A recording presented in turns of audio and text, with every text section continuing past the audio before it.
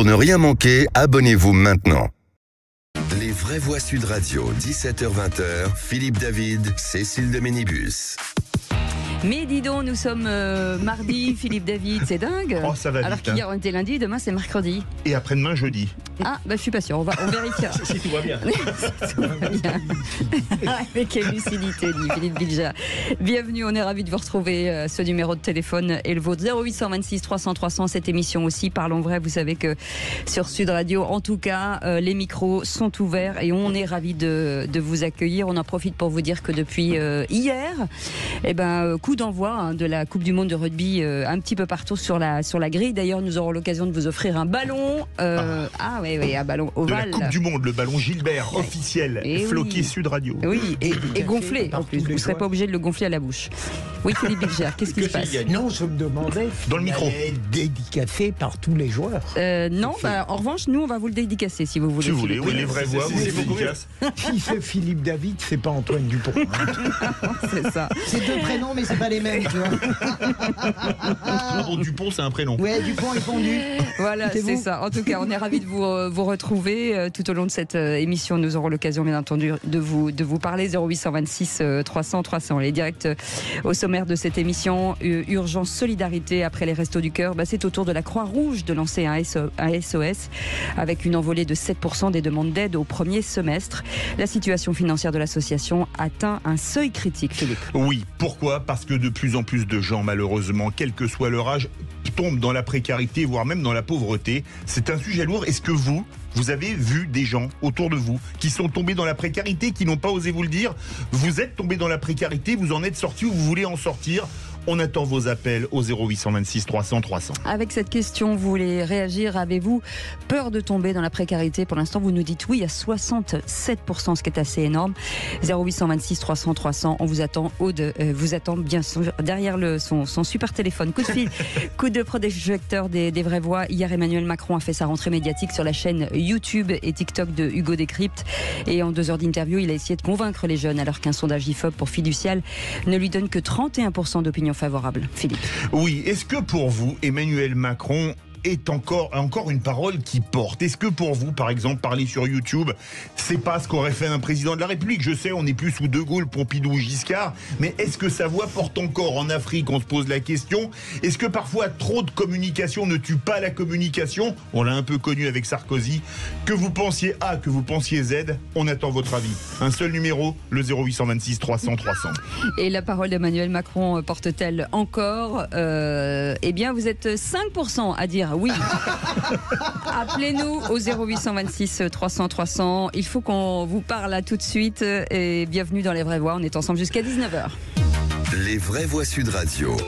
Et pour commenter cette actualité, Philippe Bilger, le président de l'Institut de la Parole. Bonsoir Philippe Bilger. Bonsoir Cécile. Dois-je vous dire que la chemise blanche vous va très bien? Oui, non pas, je ne dis pas qu'elle me va très bien, mais le blanc, c'est tout de même parfois ce qu'il y a de mieux. Bah oui, c'est vrai. Vous n'allez pas dire le contraire. Non, je ne vais pas dire le contraire, exactement. Françoise de Gaulle est avec nous. Bonsoir. Françoise colorée. Mais ça lui va bien colorée, Françoise. Là, je boude, là, en fait. Ah bon? Ah bon, enfin. Parce que je sais que nous, on ne pourra pas jouer, même anonymement, pour gagner le ballon. Non. C'est quand même... c'est douloureux, quand même. C'est dur. Et toujours tout pour les auditeurs, quoi. Vous pouvez essayer d'appeler de votre portable, Françoise. Oui, bonsoir, c'est anonyme.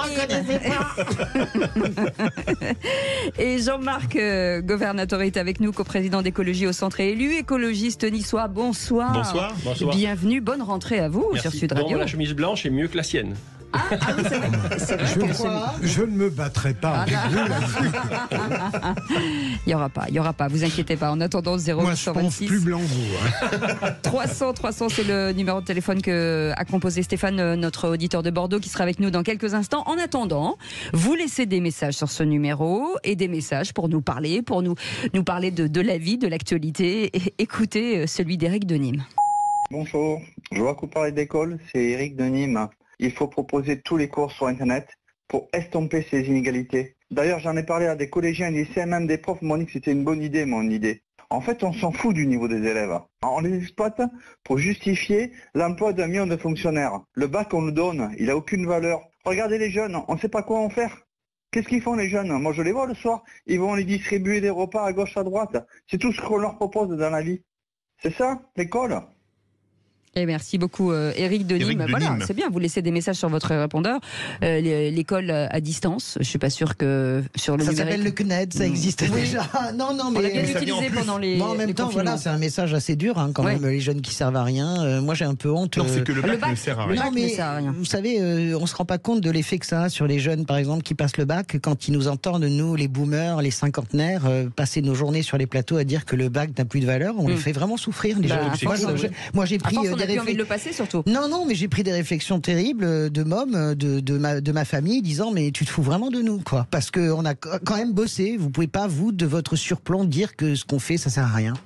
Allez, 0826 300 300, Stéphane qui nous appelle de Bordeaux. Bonsoir Stéphane. Bonsoir Stéphane. Hello, salut à tous. Comment ça va Stéphane? Eh ben ça va pas mal. Il fait très chaud chez nous là, on est près de 40 degrés. Et, c'est bien. Déshabillez-vous, j'ai envie de dire. C'est fait, je suis en caleçon. Je vous activer la webcam. Je vous envoie une photo, mais pas à vous, David. C'est ça. Stéphane, votre coup de gueule du jour, puisque vous n'étiez pas content à la base. Ouais, je suis pas content, je suis très énervé, mais en fait je suis énervé dès le matin et le plus compliqué c'est de choisir un sujet. C'est compliqué de savoir ce qui nous énerve le plus. Il y a quand même beaucoup de sujets de préoccupation. Là en tout cas moi j'avais un coup de gueule sur le temps qui nous est imposé, par les administrations. C'est-à-dire qu'on passe maintenant un temps fou. Qu'on soit particulier, alors pour mon cas personnel, j'ai une petite entreprise, mais on se rend compte qu'on passe des heures et des heures pour faire du travail qui était normalement fait par les administrations. Et c'est vraiment très pénible. C'est-à-dire qu'il y a du temps qui nous est délégué, des choses qu'ils faisaient, maintenant on doit le faire. Et ça concerne aussi des particuliers, remplir des dossiers, des machins. Enfin, on y passe un temps incroyable. Et le pire, c'est quand vous avez un souci, c'est-à-dire qu'il n'y a plus personne pour vous aider. Pourtant, il y avait des systèmes d'information qui étaient normalement faits pour ça, pour simplifier un peu la vie des citoyens. Et on se rend compte que c'est pas du tout le cas. Alors, je prends quelques exemples. Nous, comme chef d'entreprise, j'ai une petite boîte de formation et puis de logiciels, et on nous impose des choses qui sont juste qu'on peut plus faire. En fait, on n'a plus le temps de le faire. Alors il y a des réformes, année après année. On a eu par exemple, si vous prenez la formation, on avait une chose qui s'appelait Datadoc, qui était fait pour révolutionner les centres de formation et puis des protocoles. Voilà.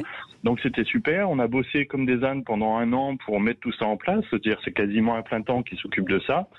Et puis l'année d'après, non, Datadoc c'est pas bon. On change. Ça veut dire que vous avez. Oui. Non, mais c'est complètement stupéfiant. C'est-à-dire qu'on passe notre temps à faire des choses qui servent à rien, qui sont démolies. Alors on a des super gars qui répondent d'année en année des choses qui sont toujours plus merveilleuses et qui fonctionnent jamais. Voilà, ça c'était mon coup de gueule. C'est un exemple, mais je reprends un autre comme particulier. Là, je regardais cette année pour les déclarations. Par exemple, vous avez un petit logement que vous mettez en location. Oui. Avant, vous le déclariez aux impôts. C'est vrai. Vous disiez, j'ai ça, je loue, ça me coûte, ça me rapporte tant, j'ai tant de charges, voilà. Maintenant, il faut déclarer le locataire. Ah, c'est pas que ça. C'est-à-dire qu'il faut faire la déclaration à la CAF. Ce qu'on ne faisait pas avant, mais vous devez faire la déclaration à la CAF si le locataire perçoit des aides. Vous devez faire la déclaration à la mairie, parce qu'il y a la mairie prend des taxes. Vous devez faire les déclarations d'impôts.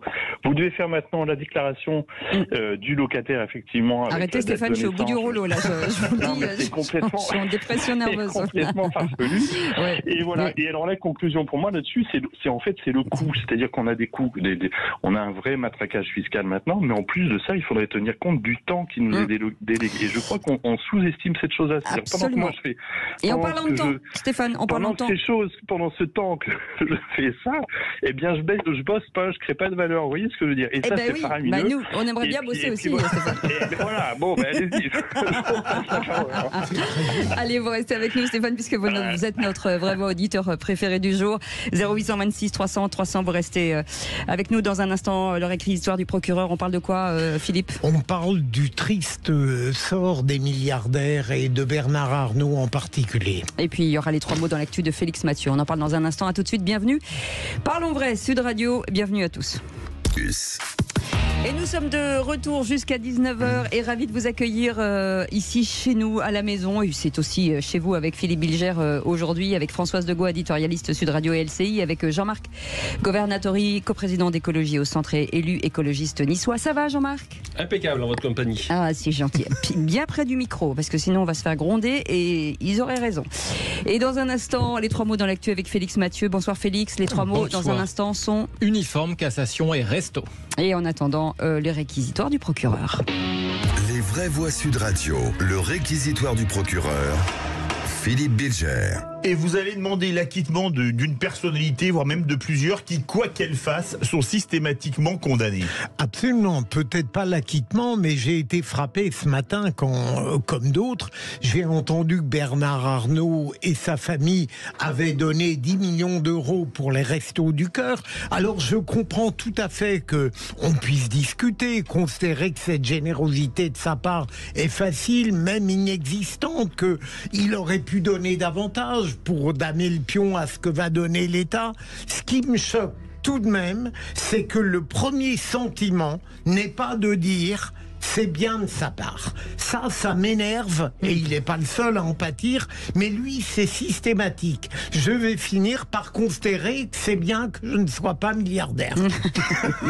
Françoise Degaut. Mais je partage tout à fait l'avis de Philippe. Je vois bien que dans les rangs de mes amitiés politiques, je vois bien comment l'initiative de Bernard Arnault a été reçue. Quand c'est bien, c'est bien. Voilà. Et il n'était pas obligé de le faire. Il a annoncé Urbi et Orbi que ça ne serait pas défiscalisé, ce qui fait que l'argument qui consiste à dire que finalement ça coûtera 66% aux Français, c'est absolument faux. Il l'a fait, quelles que soient les raisons qui l'ont poussé à le faire. Moi, je ne remets pas en cause ce que représente Bernard Arnault, le symbole en grande partie réel de ce capitalisme financier qui nous tue, qui est une véritable prédation au niveau mondial. Je n'aime pas particulièrement Bernard Arnault, mais quand c'est bien, c'est bien. 10 millions d'euros pour les Restos du Cœur, peut-être que ça sauve une saison, je ne sais pas. En tout cas, je suis ravi qu'il l'ait fait. Ça sauve des vies, surtout. Ça fait quelques millions de repas. Non, mais une saison, oui. c'est ça, des besoins, c'est ce que je voulais dire. Merci. Jean-Marc Governatori. J'ai l'habitude de dire à mes enfants que le mot merci est un mot magique et qu'on ne le dit pas suffisamment. Donc, d'une part, c'est important de dire merci. Et par ailleurs, je pense que parmi les plus grandes qualités humaines, il y a la gratitude. Et il faut savoir dire merci et être reconnaissant lorsqu'il a lieu de l'être. En l'occurrence, j'applaudis. Oui, mais je comprends pas. Il y a eu des réactions absolument acharnées. Moi, je sais que... Après, c'est réagir pour réagir, François. Non, je pense que non, je crois pas. Je pense que ça fait vraiment... Moi, j'ai fait un tweet en disant, voilà, quel que soit ce qu'il représente, ce que j'exècre, eh bien, voilà. Alors, ça a été un déchaînement de plein de gens. Je comprends ce qu'ils ressentent. Ils se disent, écoutez, quand on possède 200 ou 300 milliards de fortune, qu'on possède tout le luxe mondial, on c'est peut des faire stocks, plus. Pas des flux. C'est pas ce qu'il a sur son compte en banque. On a bien compris, mais là, les gens le savent parfaitement, Philippe. C'est pas des crétins. Mais ce que je termine en disant que, quelle que soit la nature, c'est pas un assassin, c'est pas un criminel, il reste dans le domaine du droit. Et bien voilà, il l'a fait, et tant mieux. Je voulais préciser qu'en 2022, il a été le premier recruteur de France, puisqu'il a recruté 50 000 personnes. Oui, c'est bien de le dire aussi. Merci beaucoup. Allez, tout de suite, les 3 mots de l'actu avec Félix Mathieu. Les vraies voix Sud Radio. Et vos 3 mots de l'actu, Félix Mathieu, sont uniforme, cassation et resto. Ne dites plus uniforme, mais tenue unique à l'école. Nouveau mot d'ordre du président et du gouvernement qui se disent favorables à des expérimentations. La Cour de cassation ordonne un nouveau procès d'Éric Zemmour pour contestation de crimes contre l'humanité. La Cour d'appel de Paris l'avait relaxé après ses propos sur le maréchal Pétain qui aurait sauvé des juifs français, avait-il affirmé. Et puis les dons ou promesses de dons d'entreprises continuent à se multiplier après l'appel à l'aide des Restos du Cœur. Les vraies voix Sud Radio. Il y a l'uniforme, il y a aussi la tenue unique. Sans avoir un uniforme, on peut dire, vous vous mettez en jean, t-shirt et veste. On espère que les élèves seront autorisés tout de même à la tomber la veste par grosse chaleur en cette journée d'hier, la plus chaude jamais enregistrée en septembre.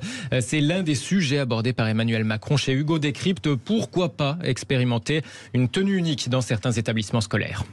Quel est le sujet à chaque fois qu'il y a derrière? C'est 1, la laïcité, et 2, un peu l'idée qu'on se fait de la décence. C'est-à-dire on ne veut pas des tenues trop excentriques. On a tous connu ça. On a tous parfois vécu où on mettait les dernières baskets et on se faisait refouler à la porte de l'établissement parce que le chef d'établissement avait dit pas de basket. Bon. La décence. D'ailleurs, si vous aussi, comme le jeune Emmanuel Macron, vous êtes fait recaler au portail d'entrée avec vos Nike Air à la bulle pas conforme, on attend vos témoignages au 0826 300 300. Bon, en tout cas, le ministre modem du numérique, Jean-Noël Barrot, approuve l'idée d'expérimenter une tenue unique au micro Sud Radio ce matin de Jean-Jacques Bourdin. J'y suis favorable car c'est une manière de recréer les conditions d'une forme de communauté nationale par le brassage. Et je pense que, par ailleurs, pour traiter du harcèlement, eh bien, une tenue unique, nous verrons en tout cas ce que les expérimentations montreront, eh bien c'est une manière aussi d'éviter d'exacerber des différences dans un lieu où on doit créer les convergences entre les élèves, quel que soit leur parcours. En tout cas, le Conseil d'État étudie aujourd'hui un référé liberté formé contre l'interdiction de l'abaya, décision attendue sous 48 heures. L'association Action Droit des Musulmans a également saisi le défenseur des droits. Favorable à l'uniforme. Je rejoins Alexis Corbière qui a dit que l'uniforme n'allait évidemment pas supprimer les inégalités, mais je crois que c'est fondamental sur les apparences au sein de l'école. Françoise Degois. Je suis frappée de voir cette rentrée chiffon, de voir le président de la République maintenant transformé en fashion victime, nous expliquant qu'est-ce qui est excentrique et qu'est-ce qui n'est pas. Vous savez, vous pouvez avoir des apparences excentriques, vous pouvez avoir aussi une vie excentrique. S'il y a bien quelqu'un qui a une vie excentrique, c'est Emmanuel Macron, dans bien des domaines. Donc cette espèce de codification me paraît délirante. Et par ailleurs, je suis plutôt favorable à l'uniforme, mais l'instrumentalisation qui en est faite, qui en est fait, me dérange profondément. Jean-Marc Gouvernatori. Face à Yannick Jadot, à la primaire présidentielle écologiste, j'avais dit que l'éducation était le socle du projet de société et qu'en fait, il y a tellement à faire en termes d'éducation qu'il faut absolument faire un débat national public de 6 mois où les enseignants retraités, les enseignants en activité, les syndicats, les philosophes, les élèves, tout ça prennent la parole et entre autres pour porter un jugement sur ce qu'il faut faire en termes d'uniforme, en termes de formation des maîtres, en termes d'horaire, en termes de programme, etc., etc. Prendre que le bout de l'uniforme me paraît insuffisant par rapport à tout ce qu'il y a à faire. Ça, c'est sûr et certain. Deuxième mot, la Cour de cassation ordonne un nouveau procès pour Éric Zemmour. Un procès pour contestation de crimes contre l'humanité. La plus haute juridiction de l'ordre judiciaire étudie cette affaire qui remonte à 2019 lorsque, face à Bernard-Henri Lévy sur CNews, Éric Zemmour avait réitéré ses propos à propos de la Seconde Guerre mondiale. Vous avez osé dire que Pétain avait sauvé les Juifs. Français. Ou avait sauvé les Juifs français. C'est une monstruosité. C'est du révisionnisme. C'est encore une fois le réel. Non, le réel, c'est désolé. Après le tribunal de Paris, la cour d'appel avait relaxé Éric Zemmour, considérant que ses propos pouvaient heurter les familles de déportés, mais ne minoraient pas la politique d'extermination. Les juges d'appel affirmaient aussi qu'Éric Zemmour mentionnait alors des écrits préexistants au ton plus mesuré. Affirmation insuffisamment démontrée, estime la Cour de cassation, qui demande donc un nouveau procès d'appel. La Cour de cassation estime aussi que, contrairement à ce qu'avançait la première Cour d'appel, ces propos peuvent constituer un délit, même s'ils portent sur une personnalité qui, techniquement, n'a pas été condamné pour crime contre l'humanité. C'est ce qu'explique donc ce communiqué de la haute juridiction. Philippe Bilger, cette condamnation suspendue. Oui, en même temps, moi je conçois, même si je considère que la liberté d'expression est fondamentale, je trouve très sain un débat démocratique et judiciaire sur des propos qui peuvent choquer. Et on verra ce que décidera une seconde cour d'appel. Ça ne me gêne pas. Non plus. J'aimerais que... Oui, moi non plus, ça me gêne pas. Je suis pas heurté. Et puis, c'est pas la peine de victimiser Éric Zemmour. Il sait très bien jusqu'où aller trop loin pour imprimer ses idées. Donc, je n'en fais pas une victime. Ça ne me heurte absolument pas. Je voudrais qu'il en soit de même dans bien d'autres cas. Jean-Marc Gouvernatori. Le lundi 4 avril 2022, je suis allé à Birkenau et à Auschwitz. Et quand on passe quelques heures là-bas, on revient une autre personne, quoi. C'est tellement énorme ce qui se passait et combien ils ont souffert. Je pense que c'est un sujet qu'on n'a pas le droit de toucher. Et je pense qu'il aurait mieux fait de fermer sa bouche. Comme ça, c'est réglé. Vous êtes professeur d'école, vous, c'est pas possible. J'ai écrit 14 livres, cher ami. Ah oui. Troisième mot, après l'appel à l'aide des Restos du Cœur, plusieurs entreprises annoncent des dons. Oui, après les 10 millions d'euros de la famille Arnaud, plusieurs entreprises y vont de leur annonce. On veut faire le bien, on ne sait pas bien comment faire. Eh bien, en mettant la main au portefeuille, par exemple, 5 millions d'euros pour Total Energy, 7,5 millions pour la Fondation Crédit Mutuel Alliance Fédérale qui annonce aussi 5 millions pour d'autres banques alimentaires. Il y en a d'autres, même si tout de même les Restos du Cœur, c'est environ 2/3 de l'aide alimentaire en France. Le groupe Altis, propriétaire d'SFR, promet de lancer un appel à l'aide à ses clients.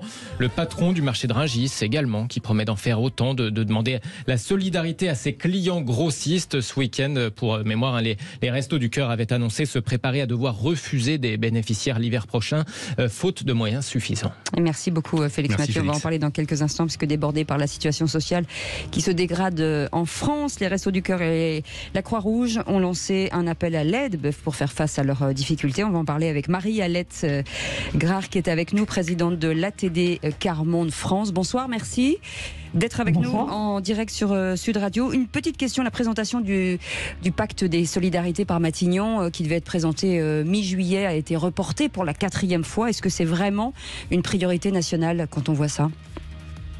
Alors je pense que ce n'est pas une priorité nationale pour le gouvernement, visiblement, au vu du nombre de fois où ça a été reporté. Mais en tant que responsable d'associations qui luttent contre la grande pauvreté, je peux vous dire qu'au regard de la grande pauvreté qui augmente dans notre pays, et ça c'est la première fois depuis plus de 20 ans, oui, c'est une priorité nationale et ça doit être une priorité nationale. Eh ben, on en débat dans quelques instants. 0826 300 300. On vous attend au standard. Aude sera avec nous. C'est les vraies voix Sud Radio. On est ensemble jusqu'à 19h. À tout de suite. Les vraies voix Sud Radio, 17h-20h. Philippe David, Cécile de Ménibus. Les vraies voix jusqu'à 19h avec Philippe David. Ça va Philippe David ? Très bien, et vous ? Oui, très bien, formidable. Vous avez des trucs à dire ? Non, j'attends le débat. Eh ben, on aimerait bien que vous ayez des trucs à dire. Avec nous, en tout cas, pour débattre, Philippe Bilger, président de l'Institut de la Parole, Françoise Degaut, éditorialiste. On a toujours des trucs à dire, et nous. Je signale juste là. Non, mais je sais, même trop. Mais voilà, vous avez vu comme on est sage comme des images. Ah ouais, mais je sais que fait une rentrée scolaire. Scolaire. Oh là là. J'ai l'impression que vous avez la règle derrière la table, Cécile, prête à taper sur le bout des doigts. Mais c'est ça, c'est mon côté mère supérieure. Jean-Marc Gouverneur est avec nous, coprésident d'Écologie au Centre et écologiste niçois. Eh oui. Ouais, comme la salade. Tiens, c'est bien que ça n'a aucun rapport à ce que je veux dire. Mais voilà, ça fait. Alors Jean-Marc, je me fais rire toute seule. Hein, c'est mon problème. Personne rit à mes blagues. Non, c'est très drôle. C'est très drôle. Je ris de myself moi-même. Non, elle fait des choses très drôles, mais malheureusement hors antenne. Et chez elle. Allez, tout de suite le grand débat du jour. Les vraies voix Sud Radio, le grand débat du jour. Malgré les mesures qui ont été prises, c'est plusieurs dizaines de millions d'euros qui vont manquer pour pouvoir absorber ce flux de personnes que nous recevons aujourd'hui. J'ai un petit revenu, mais heureusement qu'on a les Restos du Cœur pour pouvoir joindre les deux bouts. Sans eux, c'est pas possible. C'est pas possible, l'inflation a trop augmenté, j'ai pas beaucoup d'argent, donc non, c'est très dur. Inscrit la 1317e famille, c'est des chiffres que moi je n'ai jamais vus avant. La 7e économie mondiale ne peut pas tolérer qu'on ne puisse pas nourrir ses enfants. Très clairement, aujourd'hui, ce n'est plus tenable.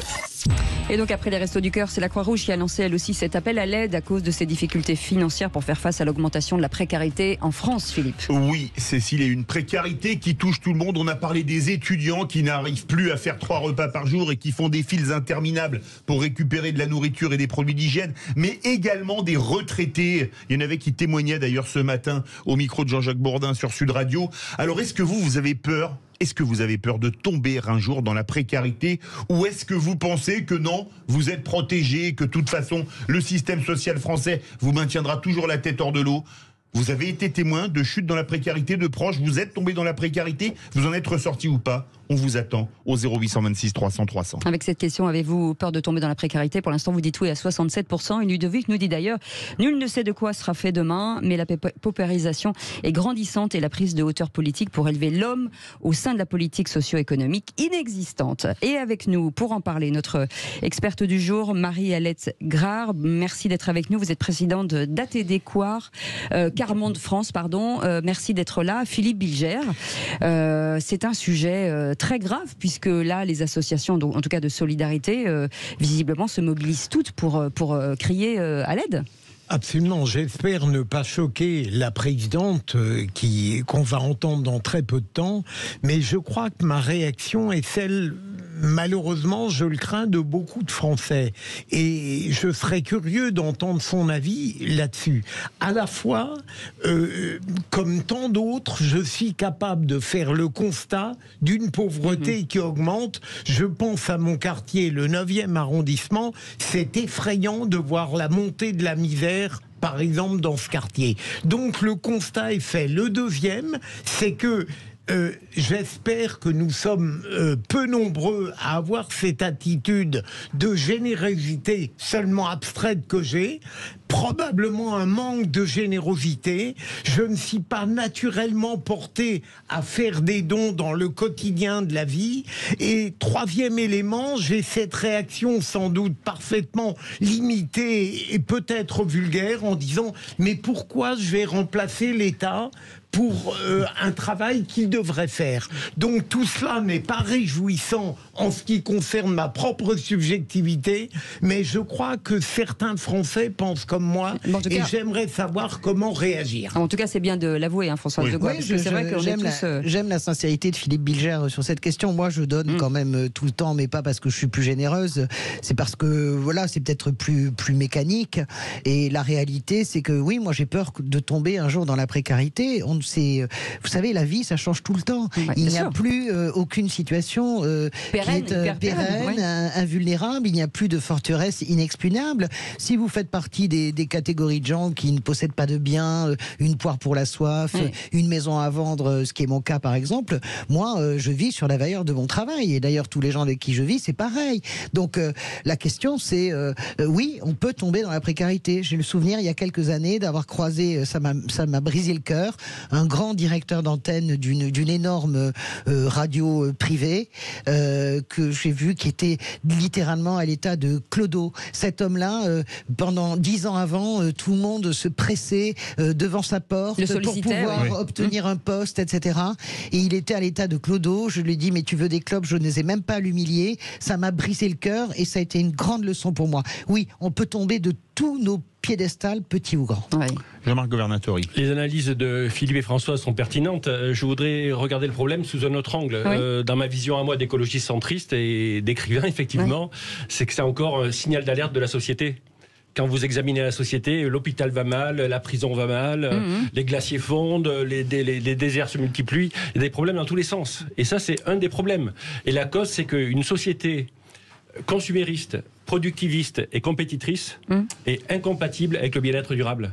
Et par conséquent, quand on aura compris que la compétition a sa place dans le sport, mais pas dans la société, et que dans la société, il faut de la coopération, et les politiques peuvent donner des outils de coopération, eh bien, on connaîtra plus ce type de problème. Sauf si vous faites de la compétition humanitaire. Vous savez, c'est un concept qui est en train de se développer en Asie.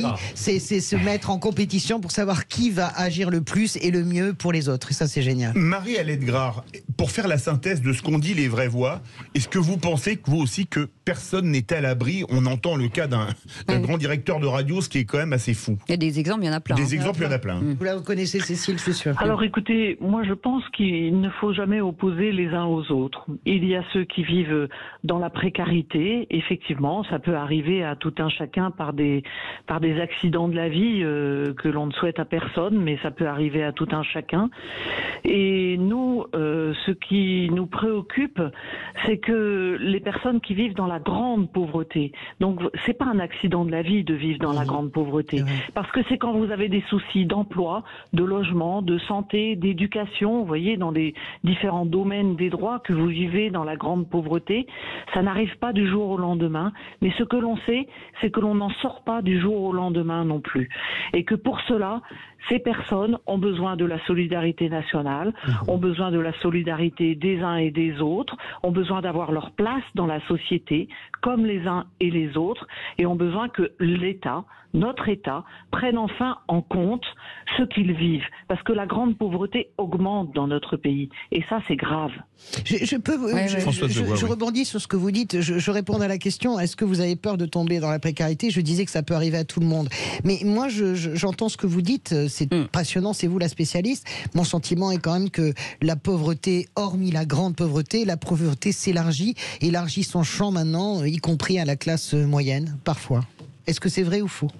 Mais oui, madame, parce qu'il y a trop d'emplois qui sont indécents. en fait, qui ont des salaires indécents, c'est-à-dire de personnes qui ont un emploi, mais un emploi qui ne permet pas de vivre décemment. Donc, effectivement, la précarité de ces personnes augmente.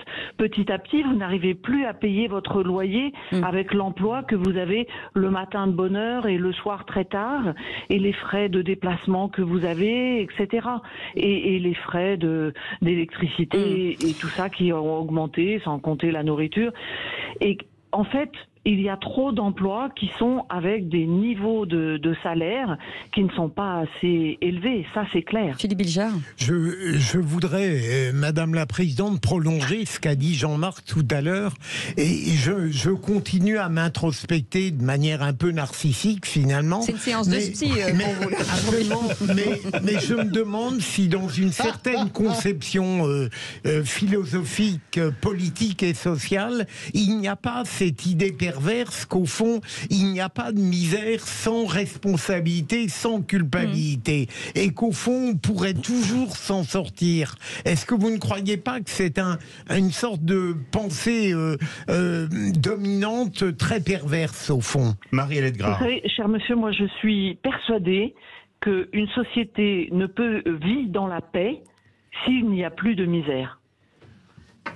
Et que voulons-nous pour notre société? Que voulons-nous? Voulons-nous vivre dans la paix? 0826 300 300, vous pouvez réagir à n'importe quel moment. Dans un instant, on va prendre Stéphane. Mais moi, j'ai une question pour vous tous. Quand on voit, parce que ça n'est que le résultat, hein, c'est pas d'hier. Depuis quel gouvernement on n'a plus d'ambition sociale, en fait? C'est ça la vraie question. Je ne sais pas quand est-ce que le moule s'est cassé. Je pense que la crise de 2008, on la vit encore. Je pense que la crise bancaire et financière a été absolument épouvantable. Je suis d'accord avec Jean-Marc pour dire que c'est un dysfonctionnement général. Et je suis d'accord avec Madame pour dire, et je vais contre ce que vous dites, mon cher Philippe Bilger, bien sûr qu'il y a une première responsabilité, c'est la redistribution. Tant que nous sommes maintenant sur une redistribution aussi inexistante, je ne parle pas simplement de la France, regardez mondialement à quel point la redistribution ne fonctionne pas, à quel point le Il y a des entreprises qui commencent à le faire aujourd'hui. Parce qu'elles ne peuvent pas faire autrement. Et la France est le pays le plus redistributif. Non, mais ça c'est autre chose. Vous parlez de la part qui est consacrée aux recettes sociales, ça c'est l'argument classique. Je ne vous parle pas de ça. Je vous dis qu'il faut mieux distribuer les richesses de l'entreprise à d'autres gens qu'aux actionnaires. Et quand Madame parle des salaires, c'est le b.a.-ba. Aujourd'hui, les travailleurs pauvres n'ont même pas de quoi se loger. Ils dorment dans leur voiture et ils continuent à aller bosser. Ça me brise le cœur. Jean-Marc Governateur veut réagir. Françoise a raison, mais je veux préciser 2 chiffres quand même. Hein, sur le critère du PIB, donc 33% du PIB français, c'est du social. Oui. Et ça se traduit par 800 milliards d'euros. Et sur ces 2 critères-là, en pourcentage et en somme, nous sommes le pays le plus socialiste du monde. Ouais. Et où la redistribution ne fonctionne pas. Et pourtant, ça ne fonctionne pas. 0826 300 300, Stéphane est avec nous. Stéphane, quand vous entendez tout ça, vous qui êtes chef, oui, on vous entend très bien. On reparlait on évoquait la redistribution dans l'entreprise, par exemple. Et je ne sais pas quelle est la taille de votre entreprise, mais est-ce que c'est quelque chose que vous pourriez imaginer un jour? Ouais, ça s'imagine, mais je pense qu'on fait une analyse. Oui, mais non, là, vous êtes en train de faire un oui, mais non. C'est le en même temps. Oui, mais non, c'est-à-dire qu'on oppose 2 systèmes. C'est-à-dire par exemple, Monsieur Bilger disait que c'est des choses, la pauvreté ou les personnes qui n'ont pas suffisamment d'argent pour manger, ça devrait être pris en charge par l'État. Et je crois que ça, c'est une très mauvaise solution, parce qu'on le fait déjà, comme le disaient vos autres invités, on dépense des sommes absolument astronomiques. Madame Degois disait que il fallait augmenter les salaires. Mais sans doute, il faut augmenter les salaires seulement les entreprises. Alors il y a ce qui existe de trop grande distribution de dividendes. Vous êtes d'accord là-dessus, Stéphane? Vous êtes OK là-dessus? Le gros des entreprises, c'est pas ça. C'est-à-dire qu'on ne peut pas augmenter les salaires, parce que quand vous augmentez de 1 000 euros, vous en payez 1 000 euros, vous payez 1 000 euros de charge. C'est juste pas possible. Bien sûr. Si vous étiez... Alors j'ai une question à vous poser, Stéphane. Je crois que ce qui s'est passé, c'est qu'à un moment donné, on a cassé, comme le disait Madame Degois, on a cassé un moule qui fonctionnait très bien, qui était notre moule, c'est-à-dire qu'on avait un système qui était mixte et qui fonctionnait à merveille en fait. Et malheureusement, on a pris le moins bon des 2 systèmes, ou plutôt on a cumulé 2 systèmes qui s'opposent, et on essaie d'intégrer ça chez nous, c'est-à-dire un monde ultra-libéraliste avec des dépenses, des charges sociales qui sont juste insoutenables. Ouais, j'ai une petite... Attendez, ce système-là, vous voyez. Une réaction de Françoise Degois. C'est une question en fait pour vous, Stéphane. Si par exemple la prime de fin d'année que vous versez, ou que vous ne versez pas parce qu'il faut avoir les moyens, étaient défiscalisés. Par exemple, est-ce que ce serait plus simple pour vous? En gros, Emmanuel Macron l'avait fait. Prime défiscalisée, pourquoi pas, mais il y avait un sujet sans être frontiste ou nationaliste. On avait une candidate qui proposait de défiscaliser les augmentations. C'était une proposition tout à fait saine et sereine et pérenne dans le temps, en fait. C'était pas du macronisme, on distribue une prime, c'est 3-4 000 euros selon la capacité de l'entreprise, c'était pas ça. Ça aurait mis le système un peu à l'endroit. Ça n'a pas été le cas. Je voudrais poser une question à Marie-Alette Gras. On a parlé des restaurants du cœur. Vous êtes présidente d'ATD Carmonde France. Quand Coluche a créé les restaurants du cœur en 85, le RMI, ça s'appelait le RSA s'appelait le RMI à l'époque, n'existait pas. Oui. Il a été créé 3 ans plus tard. Et les gens, de mémoire, qui allaient au restaurant du cœur, c'était des gens qui étaient en fin de droit et qui n'avaient plus rien. Alors qu'aujourd'hui, il y a beaucoup de gens qui travaillent en plus. Vous avez tout à fait raison. Vous avez tout à fait raison. Malheureusement, quand il a créé cela, Coluche, c'était d'abord pour que ça ne dure pas. Oui. C'était vraiment fait pour que ça ne dure pas. Alors, c'est bien pour ça d'ailleurs que nous réclamons des mesures structurelles, c'est-à-dire des mesures qui vont permettre de changer la vie des gens. Parce que c'est pas en augmentant les distributions alimentaires que ça va changer la vie des gens dans notre pays. Les gens qui sont obligés d'aller aux distributions. Ce qu'il faut, c'est qu'ils aient un logement et un logement pérenne. Il y a plus de 4 millions de personnes dans notre pays qui n'ont pas de logement ou qui vivent à la rue ou qui ont un logement totalement insalubre. Rappelons que pas de logement, pas de boulot en fait. C'est tout. C'est ça. Vous avez tout à fait raison, madame. Pas de logement, pas de boulot. Donc évidemment, ça va pas bien. Notons aussi au passage qu'il y a près de 2000 enfants qui chaque soir dorment à la rue dans notre pays. Et ça, c'est le chiffre minimum. Philippe Bilger, rapidement, parce qu'on va... Madame la Présidente, très rapidement, là vous venez de dire que en effet le drame principal c'est le logement et puis l'emploi, mais à partir du moment où je ne suspecte pas les gouvernements de tout registre politique j'allais dire d'indifférence, pourquoi à votre avis ne parvient-on pas à régler bien mieux qu'on ne le fait ces problèmes structurels? Une réponse courte s'il vous plaît. Eh bien, réponse courte, très simple, c'est que on ne construit pas assez de logements sociaux et de logements très sociaux, et que des personnes qui sont au RSA dans notre pays ne peuvent pas accéder aux logements sociaux parce qu'il y a des demandes beaucoup trop fortes. 0826 300 300, direction le Tarn avec Gilles. Gilles, bonsoir. Bonsoir Gilles. Oui, bonsoir. Oui, moi je reviens un peu sur les salaires dans les entreprises. Moi j'ai travaillé dans des petites entreprises, et y compris dans un groupe assez important. Et moi ce que j'ai remarqué depuis des années, c'est qu'on voit souvent des augmentations de... Gilles, allô, on voit oui. Souvent des augmentations et ça a coupé. Alors, des augmentations de salaire à la fin de l'année et des actualisations qui se font souvent en pourcentage, toujours d'ailleurs en pourcentage. Donc, on reçoit 0,1, 2, 3, 3%, ça devient de plus en plus rare, mais c'était 0,5, 0,2 ou 1%. Mais 1% d'augmentation du SMIC et 1% d'augmentation de quelqu'un qui a 5 000 euros par mois, forcément, ça creuse les écarts. Oui, forcément. Oui. Alors, vous avez les petits dans l'entreprise qui prennent 0,5 ou 0,8% d'augmentation. Sur le SMIC, ça fait rien. Et moi, je vois de plus en plus dans l'entreprise où j'étais des gens qui ont 20 ans de boîte et qui sont rattrapés par le SMIC. Parce que le SMIC augmente. Quand on a eu des augmentations de 6 ou 7% du SMIC, vous avez 3% dans l'entreprise. Le gars, il a 20 ans de boîte et il est rattrapé par le SMIC. Au bout d'un moment, il est plus motivé pour travailler. Oui, c'est sûr. C'est ce que Bruno Le Maire appelait la smicardisation de la France, qui déprimait avant-hier. Je suis d'accord avec vous, sauf que tous les gouvernements s'acharnent à ne faire que des augmentations du SMIC. Vous comprenez ce que je veux dire? C'est ça le sujet aussi. On peut le critiquer, mais personne ne change cette règle qui consiste à augmenter le SMIC en faisant le maître étalon de notre économie. Deux remarques courtes. Quand Françoise va s'exprimer sur les travailleurs pauvres, c'est vraiment ça le gros problème. Parce qu'aujourd'hui, on travaille et on est quand même en extrême pauvreté. C'est un vrai sujet. Gilles, le mot de la fin, vous avez 10 secondes. Entreprise où souvent la façon de dire oui, mais nous on ne peut pas augmenter tout le monde de 5%, oui, mais si vous augmentez la masse salariale d'une entreprise de 5%, vous divisez cette somme par le nombre de salariés, tout le monde a, je dis des chiffres au hasard, tout le monde a 150 euros d'augmentation, autant le cadre qui a 5 000 euros que celui qui a le SMIC. Et on reste le même écart, tandis qu'en augmentant un pourcentage, sans arrêt, on creuse les écarts. Merci en tout cas, merci beaucoup Gilles Dutarn, merci beaucoup Marie-Alette Gras, présidente de l'ATD Pourquoi je dis Coire depuis tout à l'heure? Carmonde, France, décidément. Je suis fatiguée, moi. Il faut que je prenne des vacances. Ah non, viens. Ah bah non, c'est pas possible. Merci une fois d'avoir été avec nous. C'est raté, c'est bête. C'est bien essayé. Dans un instant, on rit, on joue, on triche. On peut même plus tricher avec Jean.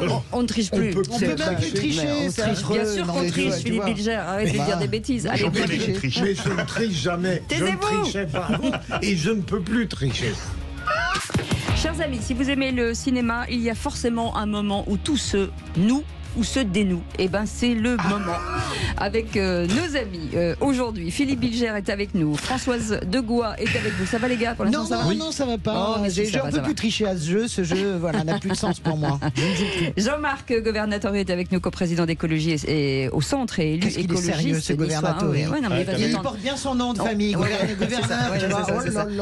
n'est pas directif pourtant. Non, mais il est tout dans le silence. Il est statuaire, tu vois. Lui enlever sa cravate. Allez, tout de suite, le quiz de l'actu, les amis. Les vraies voix Sud Radio, le quiz de l'actu. Et Stéphane est avec nous de Bordeaux. Stéphane, vous êtes prêt? Oui. On respire, tout va bien. Allez, première question. C'est un qui l'a dit. Au sujet de l'inflation, les industriels cherchent à nous racketter. Stéphane. Ça, c'est... comment il s'appelle? Je sais pas. Che Guevara. Non. Leclerc. Michel-Édouard Leclerc. Alors, je vais vous aider. Il est encore vivant. Oui. Michel-Édouard Leclerc. Non, pas du tout. C'est un homme politique. C'est Bruno Le Maire. Non. Roussel. Bonne réponse de Stéphane. Fabien Roussel. Bravo. Deuxième question. Qui c'est qui l'a dit? Il faut développer la culture de l'empathie à l'école. Ah bah c'est... Attention. Attal. Bonne réponse de Stéphane. Il est en train de vous humilier, Il est là, Stéphane. oui. Ah, la honte, la honte. C'est bien qu'il répond. Mais on est des seigneurs. Attention Stéphane, qui c'est qui l'a dit? Qui stigmatise? Point d'interrogation. Ce sont les gens qui poussent à l'abaya. Qui stigmatise? Ce sont les gens qui poussent à l'abaya. Le ministre de l'Intérieur. Pas du tout. Emmanuel Macron. Bonne réponse de Françoise Degois. Hier soir avec Hugo. Bien sûr. Emmanuel. Si les gens suivaient un peu ce qui se passe sur YouTube. Qui l'a dit au sujet de l'uniforme et de l'abaya? C'est la Fashion Week en fait. La Fashion Week. La Fashion Week. C'est un maire. C'est un maire de grande ville. Un maire de grande ville. Humeric. Non. C'est pas un écolo. Grégory Doucet. Non. Estrosi? Non. C'est une maire d'une grande ville. C'est le maire de Montpellier. Non. Urmic? Du Sud. Non. Doucet. Non. C'est le monde Du Sud. C'est un maire. Ah oui, C'est un maire qui n'aurait pas dû être maire parce qu'il y a quelqu'un qui est parti. Oui. Ah bon? Ah oui. Ah bah oui, le type de Marseille. Oui, mais comment il s'appelle? Payan. Bonne réponse. Il a été plus rapide. Philippe Payan. Bilger. J'ai un point. Moi aussi j'ai un point. Allez, Merci Cécile. Allez, donc Qui l'a bonjour les tweeté? indices. qui c'est qui l'a tweeté au sujet du don de 10 millions d'euros de Bernard Arnault au Resto du Cœur? Merci pour l'aumône, remboursée à 66% par les contribuables. C'est encore mieux que payer des impôts en France, Bernard. Ruffin. Non. Bompard. Rousseau? Non. Clémence Guettet. Non. Jean-Luc Mélenchon. Même tendance. Mais non, c'est Alexis Corbière. Non, on l'a dit. Mélenchon? Non, je vous aide. Europe. Sandrine Rousseau. Non. Alors, Tondelier? c'est Tondelier. Non. Europe, mais... Elle joue au water-polo. Oui. Eh ben, personne n'a la bonne réponse. Manon Aubry. Manon Aubry. Elle joue au water-polo. Oui, je crois que c'est du water-polo. Je savais pas qu'elle jouait au water-polo, Manon. Il a trouvé une qualité. alors. Ou alors elle a un polo, je sais plus, c'est l'un ou l'autre. on est nuls, on est Non, c'est à moi. Qui c'est qui l'a dit? Dernière question. Au sujet de l'affaire Rubiales. Il ne l'a pas violée, c'était juste un baiser, c'est une amie. Quel mal y a-t-il à cela? Attention. J'ai vu ça tout à l'heure. Je ne sais plus. Stéphane, Vite une réponse, vite.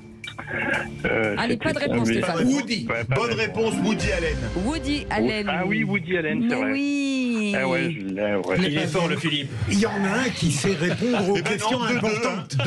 entre Stéphane et Philippe. Stéphane, Ça je a suis été désolée dur. de vous annoncer que vous avez perdu. En revanche, vous avez gagné à l'occasion de la Coupe du Monde du rugby cette semaine. Si.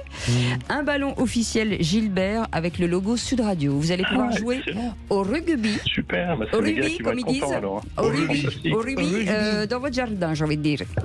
Ok. C'est ça, parfait. C'est un joli cadeau. Merci pour Oméga. Absolument. Gilbert, monsieur. Gilbert. Allez, vous restez avec nous. On revient dans un instant. Vous pouvez nous appeler 0826 300 300. On reviendra avec Félix Mathieu sur le top clic. Et puis, il y aura le tour de table de l'actu. Votre tour de table, vite, Philippe, c'était quoi? Le tour de table, ça n'est plus de l'encouragement, c'est de l'immixtion de la part d'Emmanuel Macron. Allez, Françoise de Gois, le tour de table. Chalureau, sur les terrains, c'est très pas bon. Voilà, le phytoplancton. De quoi? Le phytoplancton. Si on parle de bon sujet. Vous restez avec nous. On revient dans un instant. Tout de suite, c'est les vraies voix jusqu'à 19h. Les vraies voix Sud Radio, 17h-20h, Philippe David, Cécile de Ménibus.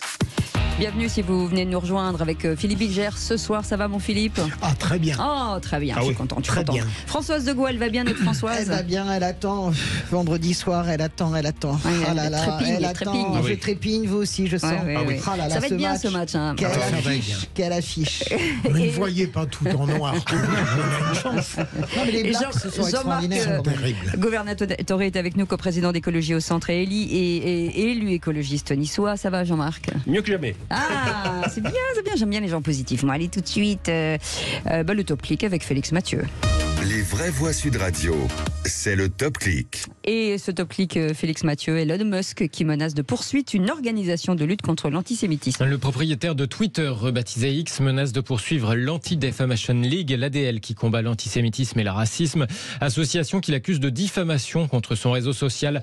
Afin de blanchir le nom de notre plateforme concernant l'antisémitisme, il semble que nous n'avons pas d'autre choix que de poursuivre en diffamation la Ligue anti-diffamation. Oh, quelle ironie, s'amuse le médiatique patron dans un tweet. L'ADL qui, selon le milliardaire, fait perdre des revenus publicitaires et donc de l'argent à son réseau social.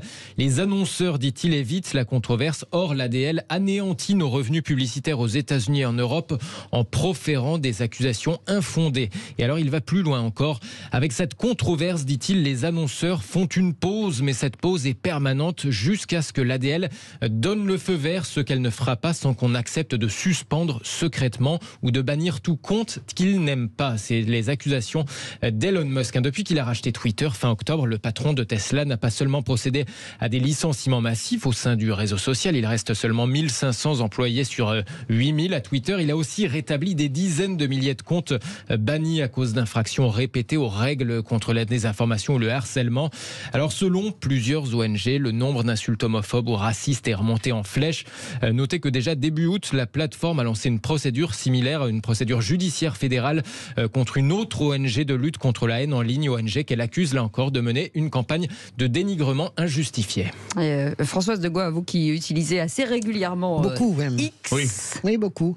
Moi, je ne vois pas vraiment de changement à mon niveau. J'ai quasiment 100 000 abonnés. Je vois bien, enfin, tous les comptes complotistes, tous les comptes insultants, ils sont toujours. Et dans l'ancienne formule, je trouve que le procès qu'on fait à Elon Musk me paraît un peu compliqué parce que dans l'ancienne formule de Twitter, c'était exactement le cas. Oui.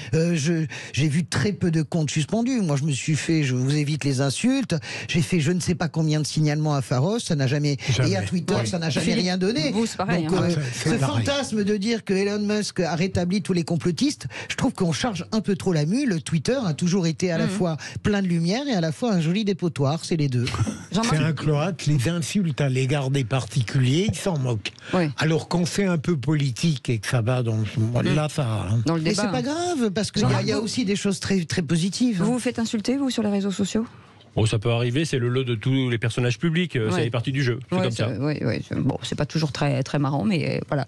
Et on en vient à ce clip choc de Greenpeace contre l'entreprise Total Energy, sponsor de la Coupe du Monde de rugby, Félix. Le sale jeu des énergies fossiles, c'est le titre de cette vidéo publiée par Greenpeace. On y voit un stade en train de se remplir d'hydrocarbures jusqu'à en déborder. Extrait. Bienvenue à la Coupe du Monde de rugby 2023, sponsorisée par Total Energy. Et c'est parti! Oh là là là là, quelle entame de match de la part de Total Energy. Mais c'est incroyable ce qui est en train de se passer. C'est complètement fou. C'est le match le plus sale que j'ai jamais vu. C'est une honte, c'est un scandale. Mais qui est-ce que Total Energy vient prendre? Alors à la fin du clip s'inscrit ce commentaire à l'écran. Les entreprises d'énergie fossile sponsorisent des événements sportifs pour redorer leur image, mais en réalité elles produisent l'équivalent d'un stade rempli de pétrole toutes les 3h37 et rendent ainsi notre planète inhabitable. Oui, et quand j'ai vu la violence de ce clip de Greenpeace France contre une grande entreprise française, je me suis demandé jusqu'où on pourrait aller dans le mauvais goût. Alors oui, Total produit des énergies fossiles, mais est-ce qu'on pourrait se passer d'énergie fossile aujourd'hui, comme ça, de but en blanc, sans retourner à l'âge de pierre? Bien évidemment non. Tiens, est-ce qu'on aurait pu organiser la Coupe du Monde de rugby? C'est sûr que si les Australiens, les Néo-Zélandais étaient venus en bateau à voile, ils auraient mis 3 mois à venir et, à mon avis, ils auraient préféré rester chez eux. Enfin, Total a publié en 2022 une préfiguration que pourraient être ses activités en tant qu'entreprise énergétique, neutre en carbone en 2050. Alors bref, plutôt que de faire des clips hyper violents qui dégoûtent tout le monde alors que la Coupe du Monde de rugby doit être une fête, soutien à une entreprise française et tout le meilleur pour leurs recherches qui nous permettront de continuer à vivre de manière moderne en polluant moins, voire plus du tout dans quelques années. Moi, je ne suis pas du tout choqué par les clips de Greenpeace. C'est le principe même de Greenpeace. Ce sont des activistes dans le bon sens du terme. Ce sont des gens qui veulent secouer les consciences. Vous comprenez bien que si on continue à ramer et à nager, et à patauger dans ce modèle économique qui ne veut pas changer, Vous m'expliquez que Total publie. Oui, sauf que Total est en train de faire forer au large de l'Afrique du Sud. J'en ai parlé la dernière fois dans Les Vraies Voix, sur une zone qui est un passage maritime de tous les grands cétacés. Donc cette hypocrisie m'insupporte. Je veux bien vos arguments en disant sans la...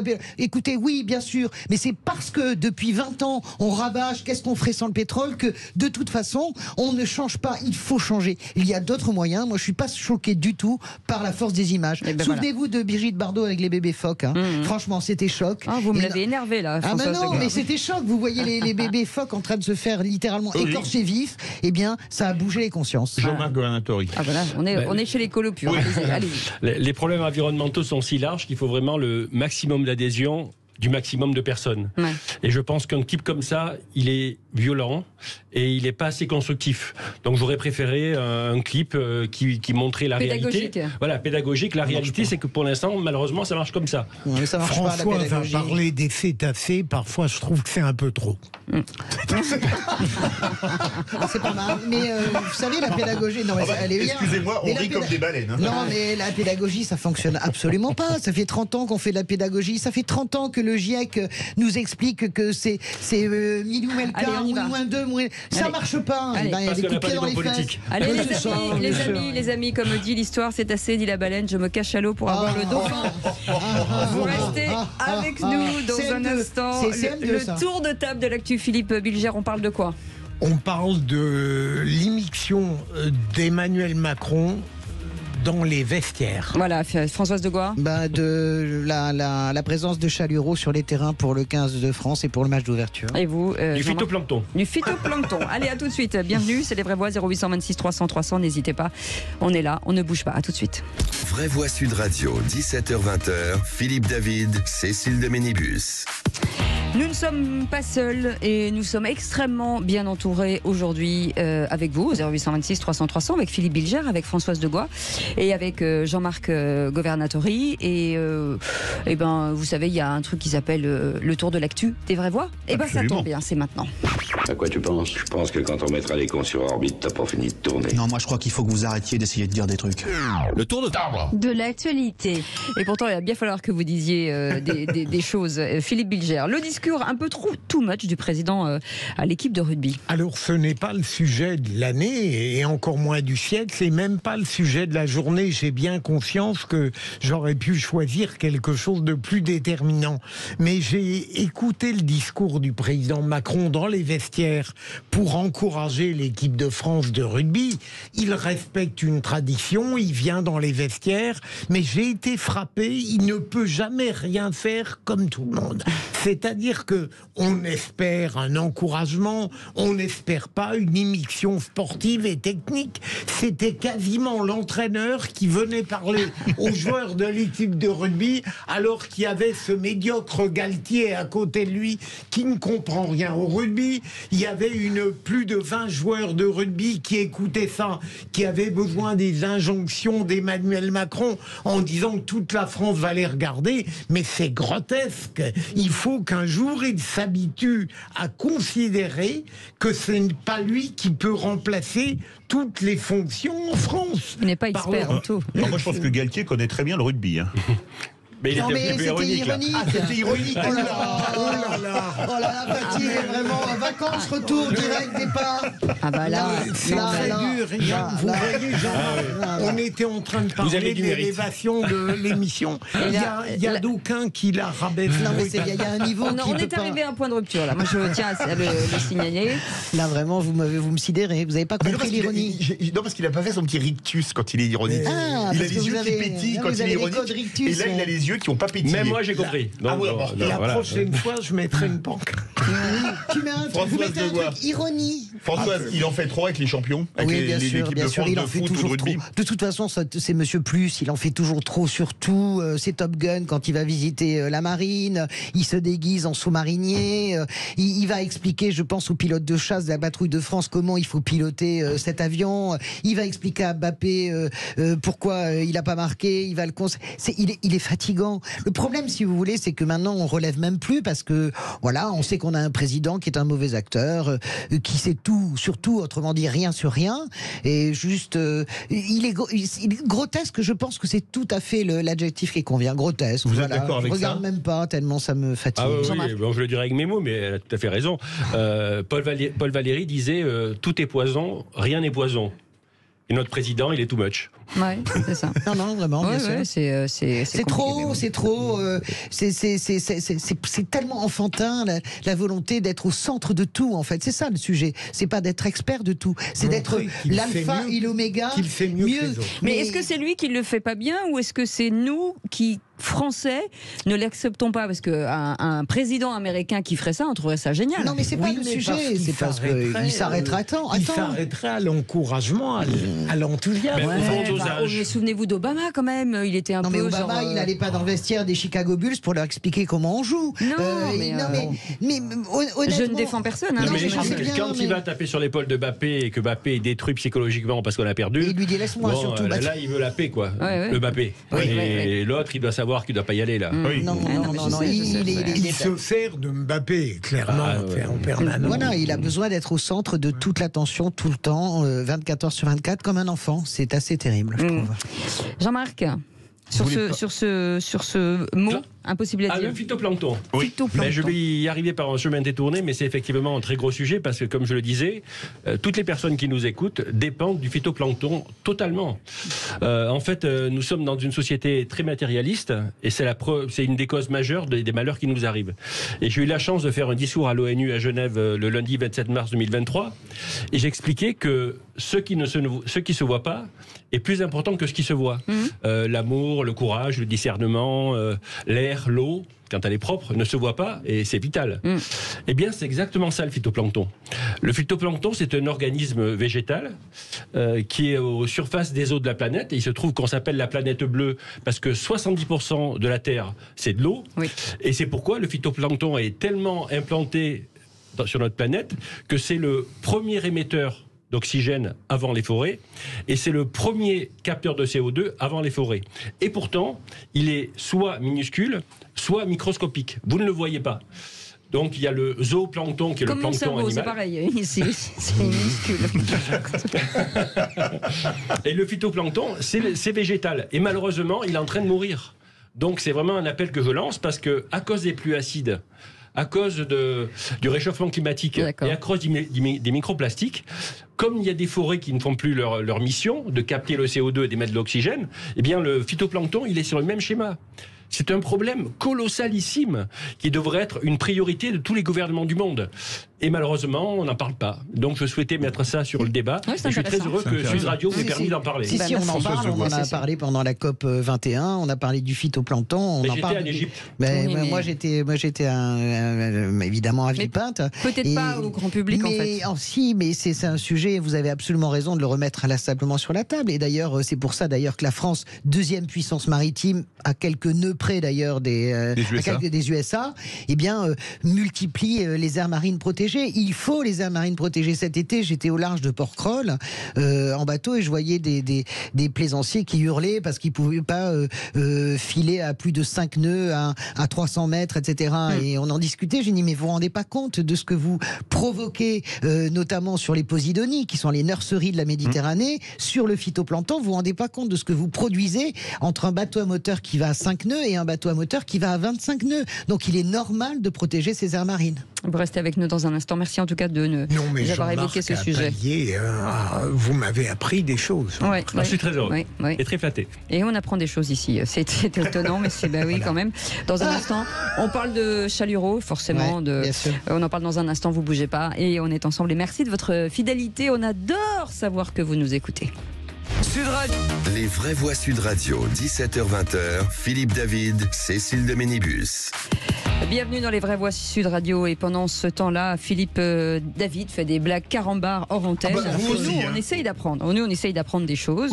On lit des livres. Pendant la pub, on lit des livres. Et vous faites des blagues carambars. Écoutez, à un moment donné, c'est douloureux. La décence nous interdit de les reproduire à l'antenne. À chacun son rôle. Non, mais tu vois, c'est l'histoire des deux blondes. Il y en a une qui dit à l'autre, on appelle l'ascenseur, et l'autre qui dit ascenseur, tu vois. Je ne connaissais pas. Vous voyez à peu près, chers amis auditeurs, le niveau qu'on atteint à l'interpub. Oui, ça. En fait, on se descend, on est tellement intelligent, bien sûr, ça se saurait. Françoise Degois, sur un sujet important, sur le joueur Chalureau. Alors, il y a deux écoles sur ce sujet-là. Vous êtes très tranché sur ce sujet. Je vous écoute parce que je voulais. Je suis tranché parce que Bastien Chalureau, donc vous le savez, qui a été condamné en première instance pour violence raciste avec des propos assez durs et puis un geste violent qui lui a valu d'ailleurs d'être littéralement mis à pied par le Stade Toulousain. Il est allé jouer à Montpellier. Voilà, Bastien Chalureau, condamné en première instance, je sais bien que ce n'est pas une condamnation définitive, est appelé en équipe de France pour le 15 de France parce que il y a une blessure aux ischio-jambiers de Paul Willemse. Donc j'entends tout ce qu'on dit sur la relativisation de sa condamnation, de son acte. Hier, il est arrivé en conférence de presse, il était en pleurs, il a dit « je ne suis pas raciste », etc. Il a son procès en appel le 14 novembre à Toulouse. J'entends tout ça. Je ne suis pas en train de transformer cette affaire en tribunal médiatique. Je dis juste qu'on ne peut pas passer sa vie à essayer de lutter contre le racisme dans les stades en Italie ou quand Vinicius ramasse des cris de singe à chaque match au Real de Madrid et couper les gens pour se faire battre à ce point et mettre sur le terrain un joueur qui parle de bougnoul à des gens qu'il voit. 3 témoins quand même. Alors lui nie les faits, mais c'est comme moi si je renverse quelqu'un en voiture, si 3 personnes me voient et que j'ai beau dire je nie les faits, je ne l'ai pas fait. Voilà. Et qui en plus est extrêmement violent. Je trouve ça dingue qu'on gâche nous-mêmes, si vous voulez, l'éthique et le sport et ce que véhicule et doit véhiculer un événement comme la Coupe du Monde avec ce garçon sur le terrain. Je pense que aussi grand soit son talent, il ne fallait pas l'appeler en équipe de France, en tout cas pas le mettre sur le terrain. Dites-nous 0826 300 300, est-ce qu'il fallait l'appeler Philippe Bilger? Je suis assez d'accord avec Françoise. D'abord, à partir d'une intuition strictement personnelle, je pense qu'il ment. Pour des raisons notamment que vient d'indiquer Françoise. Je l'ai entendu tomber dans une émotion. Je me méfie toujours des émotions excessives. Je les sens tactiques, à tort ou à raison. Et il y a eu un propos très intéressant de Thierry du Sautoir qui a dit je ne suis pas objectif. C'était sur Canal+, dimanche j'ai des soir. choses à lui reprocher et il avait l'air de dire que c'était pas la première fois que j'allais dire, Chalureau posait des problèmes. Jean-Marc Governatori. Les propos de Françoise et Philippe sont pertinents. Bien sûr que c'est audible ce que vous dites et je suis d'accord avec ça. Cela dit, mon rêve d'écologiste à moi, c'est une société heureuse. Et pour que la société soit heureuse, il faut des règles et des principes. Et le principe de la présomption d'innocence, pour moi, il est capital. Donc tant que le magistrat, en finale, n'a pas dit « voilà, il est coupable », je dis qu'on peut le faire jouer. Écoutez, j'entends, il n'y avait pas de procès sur Benzema, il y avait une affaire crapoteuse avec Valbuena, il n'y avait pas encore de procès quand Benzema est sorti en 2016 de l'équipe de France, il n'y a pas de procès. Je prends Bruno Le Maire qui à l'époque se réjouissait que mais finalement... ça c'était à l'appréciation du coach non, quand mais même. Que je se réjouissais de cette... Mais pourquoi Galtier fait cette erreur? On est dans un temps, et c'est heureux, on est dans un temps où il ne faut pas, comment dirais-je, la moindre éraflure sur ce sujet. C'est comme les gens qui montent en défense, et j'adore Woody Allen, mais là c'est pas possible, sur Rubiales, qui embrasse de force une joueuse. On ne peut plus jouer avec ces sujets, d'autant que je rejoins Philippe, effectivement, il est amateur d'un rappeur d'extrême droite totalement raciste qui s'appelle Millésime K, et en plus, il s'est empressé d'effacer le suivi du compte quand il a vu que ça tournait vinaigre. Donc il y a quelque chose d'un peu manipulateur. Mais est-ce qu'on ne peut pas le laisser? Imaginons qu'on soit champion du monde, on le laisse. Si finalement, et effectivement, il est jugé coupable, et ben voilà, il perd son titre. Mais est-ce que c'est Galtier, c'est ce qu'à un moment donné, c'est pas le sujet de ça. On a quand même un banc suffisamment solide pour ne pas se mettre dans ce corner quand même. Pas à ce poste-là. Écoutez, moi, il n'était pas dans la première sélection. Donc il a été pris parce qu'il y en a un qui s'est blessé, un deuxième si vous qui s'est blessé. m'expliquez que quelqu'un qui est condamné en première instance pour des faits assez graves, parce qu'il n'y a pas que des insultes, il y a une violence. Il met des coups de poing à des gens. Et il admet ça. Il admet pas les cris racistes, mais il admet, comment dirais-je, si vous m'expliquez que c'est tenable et que dans quelques temps, Philippe, vous allez faire un coup de gueule sur les cris de singe contre Vinicius, je ne vous comprends plus. Mais je ne vous comprends pas. Par contre, je voudrais vous poser une question. Quand on voit qu'on a fait rejouer en équipe de France Mohamed Aouas qui avait été condamné pour des cambriolages, est-ce que pour vous, ça a été une bonne idée de le faire rejouer ou pas? Écoutez, non, c'est pas une bonne idée. Ça correspond à une valeur, le rugby. Ça correspond. Le foot aussi, théoriquement. Mais le foot, oui. Alors, il y a longtemps que les valeurs sont transgressées. On va pas faire la liste innombrable des dérives des uns et des autres. Je ne comprends pas pourquoi nous nous mettons nous-mêmes dans cette situation. J'ai pas envie d'entendre les discours hypocrites de la ministre des Sports. Le relativisme, c'est ça qui me tue. C'est le relativisme. On relativise tout. C'est pas possible de relativiser. Il y a quelqu'un qui a été condamné en première instance. On attend son procès en appel, mais en attendant, on le met pas sur un terrain. Voilà. Ouais, c'est un problème de timing en fait. Oui. C'est d'accord, Cécile, avec vous, parce que si on va jusqu'au bout, il faut attendre la cassation aussi, parce que s'il est condamné en appel, s'il est à un moment donné, il sera puni s'il est coupable. Donc vous êtes d'accord pour que quelqu'un qu'il soit sur le terrain, ça vous pose aucun problème, Monsieur Governatori, Jean-Marc, ça ne vous pose aucun problème? Ça me pose un problème, mais il y a des principes et des règles. Il y a le principe de la présomption d'innocence qui est capital pour notre démocratie. Donc j'y tiens énormément. Moi, je ne pense pas qu'on puisse se réfugier derrière le principe de la présomption d'innocence tout le temps. Surtout quand ça nous arrange. Benzema, il n'y a pas de présomption d'innocence parce qu'il n'y a pas de procès. Il est viré de l'équipe de France. Mais j'étais pas d'accord. Par contre, Mohamed Altrad, le président de Montpellier, qui est donc son président, comme il joue à Montpellier, a dit qu'il n'était pas raciste et qu'il jouait avec des joueurs de toutes les couleurs. Et il l'a dit notamment sur Sud Radio. Ça, c'est sans doute vrai. C'est le président de Montpellier, mais ça n'interdit pas qu'il ait sans doute proféré. Le Bastien dit qu'il a réagi comme ça parce qu'il a été agressé lui-même. Donc après, voilà. Écoutez, moi je veux bien quelqu'un qui s'amuse à écouter des rappeurs. Vous savez, il y a un environnement aussi sur ce joueur. Et voilà, si on n'est pas capable de l'admettre et si on relativise tout, ben écoutez, moi je plie les gaules. Non, restez quand même parce que on a besoin de vous à 19h. Allez, vous restez avec nous. Après... Allez les Bleus quand même. Ah ouais, allez les Bleus. Allez, après des prises de parole sur le terrain, Emmanuel Macron a fait le buzz, vous savez, avec TikTok et YouTube pour sa rentrée médiatique. Dans un instant, on sera avec Franck Tapiro, publicitaire et publiciste, spécialiste en communication politique. Et vous au 0826 300 300. Et on est ravis de vous retrouver encore pour une petite demi-heure, mais elle va être savoureuse. À tout de suite. Les vraies voix Sud Radio, 17h-20h, Philippe David, Cécile de Ménibus.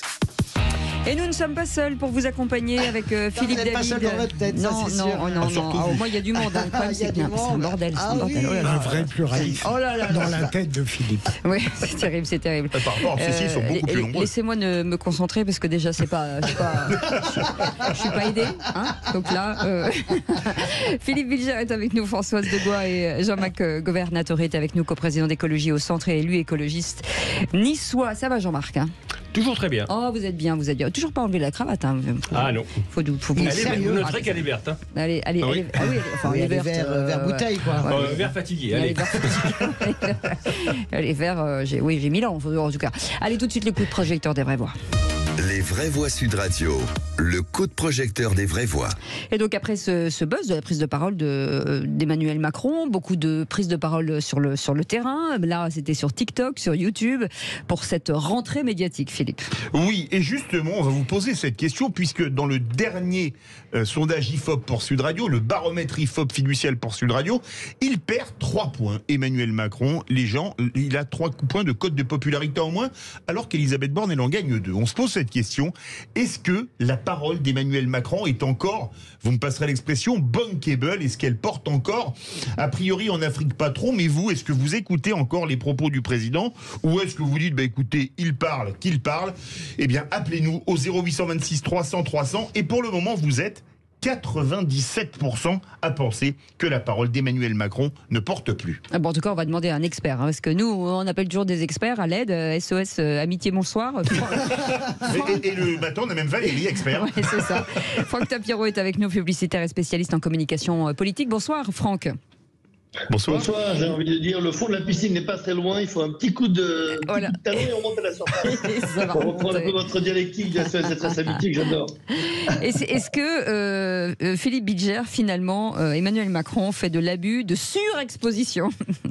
Je crois. Et en fait, la question de Sud Radio, c'est de se demander si on l'écoute encore. Oui, si elle a du poids. Est-ce qu'elle pèse encore? Eh bien, il y a 2 choses que je voudrais dire très rapidement. Je pense que sa voix porte de moins en moins parce que précisément, il a de moins en moins la voix présidentielle.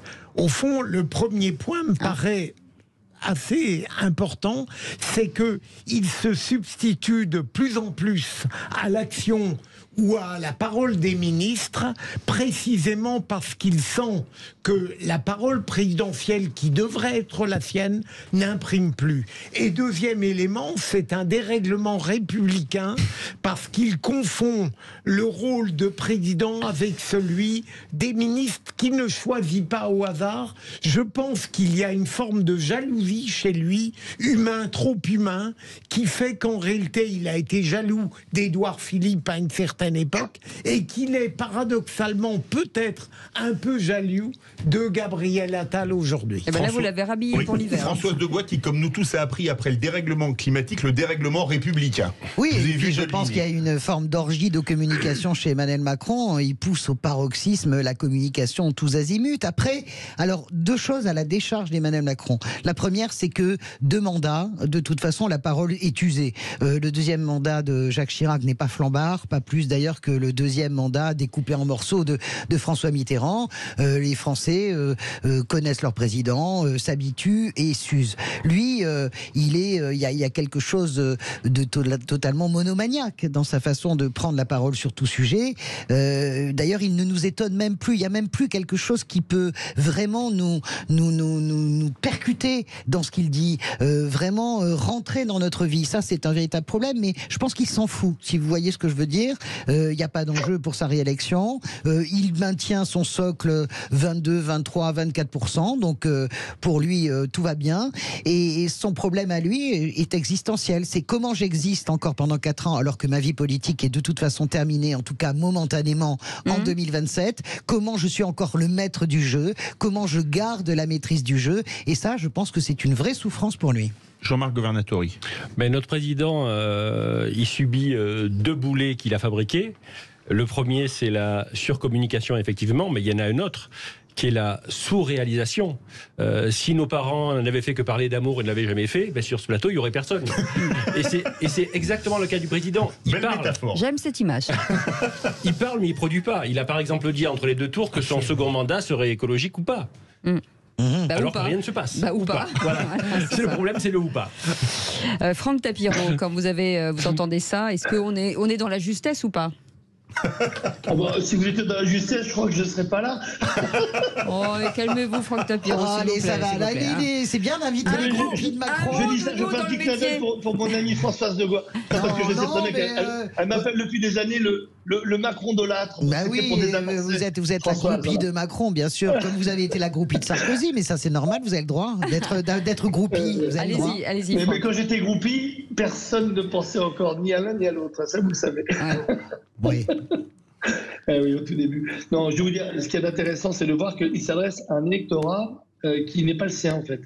On oublie que quand même, parler aux jeunes, pour Emmanuel Macron, même si on l'a vu faire pas mal de choses avec Carlito, etc., c'est pas ceux qui l'ont élu. Hein. Et vous le savez très bien, la structure de vote par rapport à Emmanuel Macron, c'est plutôt les seniors. Donc, en fait, il est dans une opération aussi séduction. Pourquoi les jeunes? D'abord, c'est la rentrée. Ça, je vous apprends rien en disant ça. Mais deux, parce que le fait d'avoir nommé Gabriel Attal, qui est quand même un peu son dauphin, c'est très important parce que le marqueur présidentiel, c'est la jeunesse, c'est l'éducation. Il l'a dit. Le premier quinquennat, c'était les retraites. Bon, pas de bol, ça a été fait dans le second quinquennat. Mais là, il a intérêt vraiment à aller au bout de toutes les réformes qu'il veut faire en éducation. Et troisièmement, il va s'adresser sur les jeunes parce que, encore une fois, il sait très bien que dans ce pays et partout ailleurs, partout dans le monde, regardez, on dit que les jeunes s'intéressent de plus en plus à la politique, mais ils votent de moins en moins, c'est quand même assez curieux. Donc en fait, il faut réintéresser les jeunes à la chose politique. Il faut réintéresser les jeunes à l'engagement citoyen et démocratique. Et ça passe par le vote. Et je peux vous dire qu'aujourd'hui, si on continue comme ça à se dire, oui, mais c'est pas grave, les jeunes à la marche, c'est pas très, très important, on n'arrivera pas finalement à construire les 20 prochaines années qui vont être très importantes, sachant que, aujourd'hui, quand on parle par exemple d'écologie, on sait très bien que les leaders en écologie ne sont pas les seniors, ce sont les jeunes. Ce sont les jeunes qui angoissent pour l'écologie. Ce sont les jeunes qui font ce qu'on appelle du reverse mentoring, c'est-à-dire ce sont les enfants aujourd'hui qui rééduquent leurs parents, etc., etc. Donc on voit que les nouveaux moteurs de la démocratie sont les jeunes. Donc pour moi, en termes de stratégie, il a raison de se dire, je vais parler aux jeunes, je vais leur parler des sujets qui les intéressent. Pardon ? J'attendais la fin. Il avait raison, c'est la phrase la plus importante en fait. Réaction de Philippe Bilger. Évidemment, on parle de politique, on ne parle pas de. Oui, mais je parle de politique. Juste de communication. Franck, si vous permettez, je suis frappé de voir, et sans ironie, que vous parvenez à présenter de manière cohérente une stratégie qui, au contraire, de mon point de vue, donne l'impression d'une sorte de spontanéité désordonnée. En quelque sorte, on a l'impression qu'il cultive comme ça des catégories électorales et que derrière, il n'y a pas véritablement un dessein. Il va vers les jeunes, mais comme demain, il ira vers les gens peut-être un peu plus âgés, et puis demain, il fera autre chose. Vous avez vraiment l'impression qu'il y a une pensée derrière tout cela et pas une sorte d'immense démagogie qui espère en recueillir les fruits, en tout cas pour ceux qu'il va soutenir. Franck Tapiro. Mais attendez, si on ne parle pas de stratégie de démagogie, on arrête de parler de politique. Il faut arrêter un moment. On n'est pas là, on ne fait pas de l'improvisation quand on est président de la République, de la 5e puissance du monde. Donc encore une fois, ce n'est pas de l'impro. On fait de la politique, on essaie de concerner un public. Et de concerner un public qui n'est pas forcément, encore une fois, un public votant. Et c'est ça qui est terrible. On se plaint chaque année, mais ce qui est extraordinaire, c'est que la France est toujours extrêmement prétentieuse en parlant de démocratie. Mais est-ce qu'on peut se targuer d'être un pays démocrate quand on sait que 25% des gens et des votants ont été élus un président de la République? Est-ce qu'on peut admettre qu'un pays soit démocrate et que les jeunes se disent finalement pas voter, c'est pas grave? Non, alors Franck, je m'inscris en faux avec ce que vous dites, parce qu'à la présidentielle, les jeunes ont voté. Ils ont quand même beaucoup voté. Ils ont voté certainement pas. Je suis d'accord avec vous, mais vous pouvez pas. Je comprends que vous fassiez de la post-théorisation permanente en nous expliquant que tout est pensé. Bien sûr que non, rien n'est pensé. Nous sommes dans une communication assurée et par part de marché. Vous comprenez? Et là, je rejoins tout à fait Philippe Bilger. Et en plus, là, vous êtes très fort, Franck Tapiro, parce que vous êtes très fort. C'est d'arriver à nous caser et à nous coller, évidemment, Gabriel Attal comme dauphin. Jésus-Marie-Joseph, pitié, merci beaucoup. On va pas commencer la campagne maintenant pour Gabriel Attal. Mais oui, mais non, évidemment que non. Allez, Françoise, on passe la... Jean-Marc. C'est intéressant ce que disait M. Tapiro, parce qu'il parlait de nous comme 5e puissance mondiale. 5e puissance mondiale, c'est quand M. Macron a été élu en 2017. Aujourd'hui, on n'est plus que la 7e. Oui. Après 7 ans de mandat. Oui, c'est pour ça que j'ai fait un petit sourire quand j'ai dit 5e. il n'est pas responsable de tout non plus. Il ne faut pas que non plus exagérer. Il n'est pas responsable de tout. Franck Tapiron. Oui, allez-y, je vous laisse finir. Allez-y, pardon. Non, mais allez-y, relancez-moi justement. Non, mais c'est... Sur Gabriel Attal, c'est passionnant. Il nous vend la lessive, Gabriel Attal, après le paquet de savon. Moi, je voudrais prendre juste un petit peu plus de hauteur et de comprendre quelque chose. Est-ce que quand on est président de la République, parce qu'on l'a vu tous, hein, il fait les annonces, et tout le monde le dit, et on le voit, il fait les annonces avant les ministres, est-ce que finalement, un président de la République, un vrai président, effectivement ce que vous disiez tout à l'heure, Philippe Bilger, a besoin de faire des annonces pour avoir une parole qui compte, en fait. Est-ce que c'est pas ça son problème ? C'est-à-dire que, moi je me souviens, alors pardon, j'ai pas 1000 ans, mais je suis pas de la dernière, enfin bref, peu importe, mais j'avais l'impression, moi, que les présidents de la République n'avaient pas besoin d'annoncer qu'il allait mettre 5 milliards là, ou il allait faire ça, pour être entendu et écouté. Est-ce que c'est pas un problème aujourd'hui ? J'ai connu un autre personnage politique qui faisait ça, évidemment, c'est Nicolas Sarkozy. Oui. Quand il était, non pas Premier ministre, mais premier des ministres à Beauvau, je me permets de parler au nom de tous les autres ministres. Donc il était déjà Premier ministre potentiel. Et quand il est devenu président, il était en fait finalement le porte-parole de tous les ministres, puisqu'il parlait ou pour eux ou à leur place. Alors aujourd'hui, n'oublions pas que ça n'a pas porté bonheur à Nicolas Sarkozy, qui a fait qu'un mandat, et on sait dans quelle situation. Aujourd'hui, on a un Emmanuel Macron qui n'est pas du tout dans la même situation. Il fait un deuxième mandat, et encore une fois, il ne pourra pas se présenter une troisième fois pour l'instant, mais l'avenir, après, il nous dira, il n'a pas le droit de faire 2 mandats de suite, mais pourra en faire un troisième beaucoup plus tard. Il est jeune, et rien ne peut l'exclure. Donc il a besoin aussi de montrer qu'il n'est pas, vous savez, comme beaucoup de présidents de la République, qui sont en roue libre. Ça, je ne supporte pas, qui sont en roue libre dans le dernier mandat et qui laissent les choses se faire. Lui, c'est un hyperactif. Et il a besoin peut-être de montrer qu'il est toujours aux commandes. Il a besoin de montrer qu'il ne va pas laisser les choses se passer comme ça, qu'il a besoin d'être au front. Et ben moi, je préfère un président de la République, quel qu'il soit, au front, plutôt qu'un président de la République qui est en retrait, qui essaie un peu de faire un peu de livre d'histoire, qui essaie un peu de faire des voyages présidentiels à la Gorbatchev, on sait où ça l'a emmené. Non, il essaie d'être sur le terrain. Donc je suis désolé, mais moi, s'il prend des sujets comme ça à bras-le-corps et à bras-le-cœur, eh ben c'est plutôt rassurant. On va au 0826 300 300. Stéphane, notre vraie voix du jour. Est-ce que vous pensez, vous, que Emmanuel Macron, sa parole est encore audible ou pas ? Alors, en fait, pour réutiliser un mot de Philippe Bilger, c'est ça. Est-ce qu'en fait la question, on peut la résumer à est-ce que Macron imprime encore ? Et je pense que oui, Macron imprime encore et toujours plus qu'avant. C'est-à-dire que Macron, c'est 600 milliards de bons du Trésor. Et c'est une imprimante incroyable, d'une efficacité formidable. Je rappelle, c'est 600 milliards de dettes, mais les bons du Trésor, c'est américain. Hein. En France...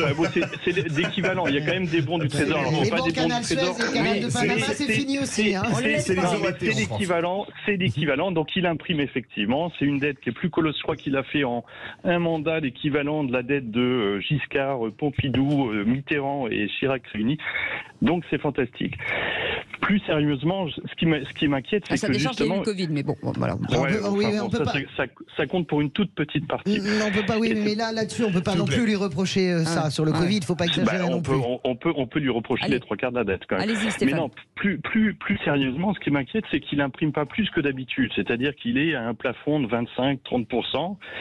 Et ce qui est inquiétant, c'est qu'on entend ici et là des possibilités d'un 3e mandat. On a des petites informations qui sortent comme ça. Et ce qui est inquiétant, c'est qu'on a l'impression que notre démocratie, je crois que c'est Villepin qui disait que notre démocratie n'était pas une vraie démocratie, mais une démocratie d'opinion. On a l'impression de plus en plus que c'est une démocratie complètement vérolée. C'est-à-dire que même avec 25%, il est capable, en fait, il pourrait effectivement repasser et faire un 3e mandat. Et je voulais réagir aussi à ce que me disait monsieur Tapiro, qui m'a bien fait rire, et qu'utiliser une formule un peu mitterrandienne, c'est-à-dire que l'avenir de la démocratie, c'est la jeunesse. Non, l'avenir de la démocratie, c'est le bon fonctionnement de nos institutions et puis un système médiatique décorrompu. Allez, si ce mot existe. Stéphane, on laisse juste répondre Franck parce qu'il nous reste 15 secondes. Ça ne sert à rien d'avoir un très bon système qui fonctionne si les jeunes n'y croient pas. Encore une fois, moi je parle d'avenir, pas pour faire du jeunisme. C'est encore une fois, on se gargarise avec la démocratie, mais elle ne fonctionne pas en France, la démocratie. 25% de votants pour une présidentielle, le vote pas obligatoire, pour moi, c'est une démocratie qui ne fonctionne pas. Donc, qu'on arrête de donner des leçons au monde entier, à l'Afrique récemment et autres, mais qu'on regarde plutôt ce qui se passe chez nous. Pour moi, le jour où les jeunes seront à 50% des votants, le jour où on aura le vote obligatoire, le jour où on élira un président de la République à plus de 50% du nombre de votants, là oui, on pourra dire qu'on a retrouvé la force de notre démocratie. On n'est pas dans la force de la démocratie aujourd'hui. Merci beaucoup Franck Tapiro, merci beaucoup d'avoir été avec nous. Merci à nos auditeurs, à Stéphane, merci Philippe Bilger, merci Françoise Degois, merci Jean-Marc Governatori, vous êtes bien amusé? Jean-Marc, oui, parfait. Tout est parfait toujours. Ouais, et puis alors il fait des phrases très courtes. Alors ça peut être bien, mais quand on manque de temps, mais parfois c'est vide. Avec une petite moue, genre parfait. Oui. On dirait mon prof de maths. Allez, mais vous disiez jamais parfait. C'est peut-être ça le problème. Dans un instant, on va vous parler emploi avec Jérôme Laverny. On vous souhaite la bienvenue. Merci de rester avec nous et merci à nos vraies voix. On vous retrouve demain dans les vraies voix à 17h. Et dans un instant, Jérôme Laverny, l'emploi.